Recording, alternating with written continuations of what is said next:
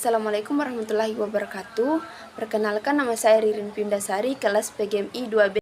Nah, di sini saya akan menjelaskan beberapa aliran dalam filsafat pendidikan.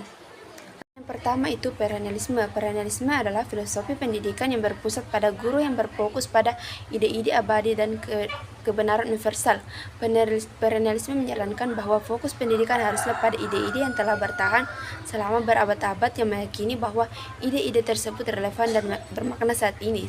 Nah, latar belakang munculnya aliran perennialisme ini disebabkan atas reaksi terhadap aliran progresif yang mengatakan bahwa perubahan itu merupakan sesuatu yang baru. Nah, adapun tujuan perennialisme dalam pendidikan adalah untuk mengembangkan kekuatan pemikiran, menginternalisasi kebenaran yang universal dan konstan, dan untuk memastikan bahwa siswa memperoleh pemahaman tentang ide-ide hebat peradaban Barat.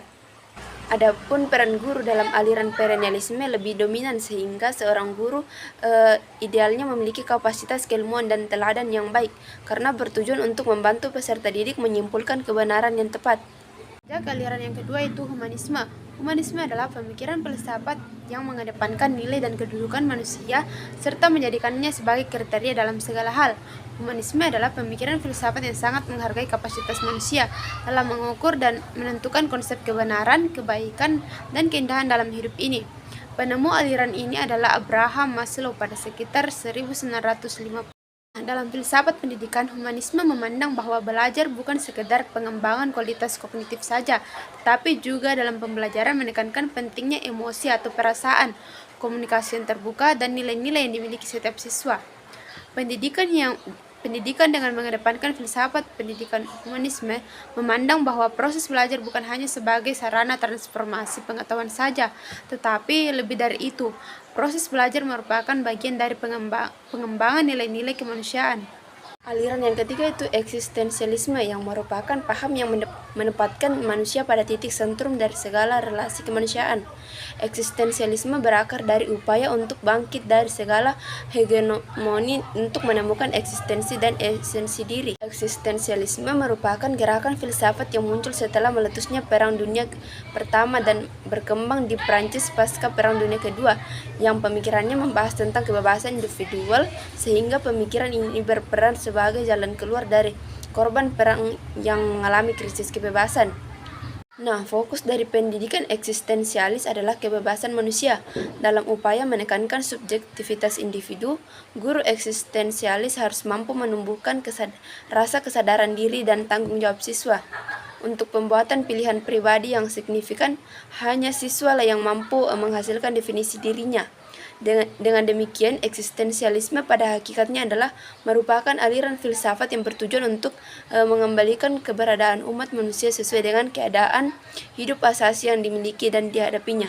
Yang keempat adalah pragmatisme. Pragmatisme adalah aliran filsafat yang mengajarkan bahwa kebenaran dan segala sesuatu yang berdasarkan kepada manfaat yang diberikannya. Pragmatisme pendidikan memposisikan anak didik sebagai pihak yang sangat penting dan mesti dipahami dengan baik dan benar.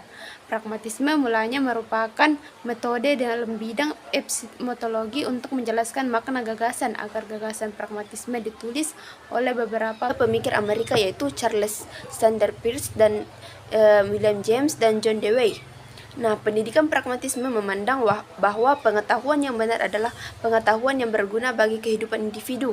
Oleh karenanya, pendidikan harus dibuat secara terbuka dan seluas mungkin, sehingga tidak mengekang kebebasan serta kreativitas peserta didik. Nah, peran guru dalam pendidikan pragmatisme adalah mengawasi dan membimbing pengalaman belajar siswa tanpa mengganggu minat dan kebutuhannya. Peran yang kelima adalah realisme. Realisme adalah suatu aliran filsafat yang memandang bahwa dunia materi sesuatu yang benar-benar ada atau terjadi.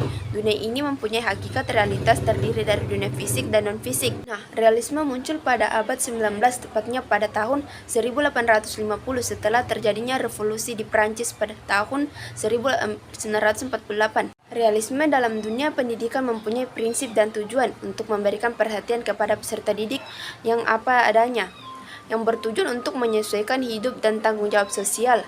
Realisme berpendapat bahwa pengetahuan manusia lebih postmodern karena pengetahuan sejati muncul dari pertemuan antara sumber dan benda. Perjumpaan antara objek dan yang mati dan objek tersebut mengarah pada pengetahuan tentang objek yang bersangkutan. Yang terakhir yaitu materialisme. Materialisme adalah paham dalam filsafat yang menyatakan bahwa hal yang dapat dikatakan benar-benar adalah materi. Pada dasarnya semua hal terdiri dari materi dan semua fenomena adalah hasil interaksi material. Karl Marx dan Ramjisna adalah merupakan dua tokoh materialisme yang masing-masing memiliki mewakili pemikiran filsafat barat dan filsafat timur. Implikasi atau pengaruh filsafat materialisme dalam pendidikan adalah membuat proses pendidikan menekankan pentingnya keterampilan dan pengetahuan akademis yang empiris sebagai hasil kajian sains serta perilaku sosial sebagai hasil belajar. Dan menurut aliran materialisme, pendidikan adalah pendidikan yang memiliki fasilitas mewah. Semakin mewah fasilitasnya, maka semakin bagus juga kualitas pendidikannya.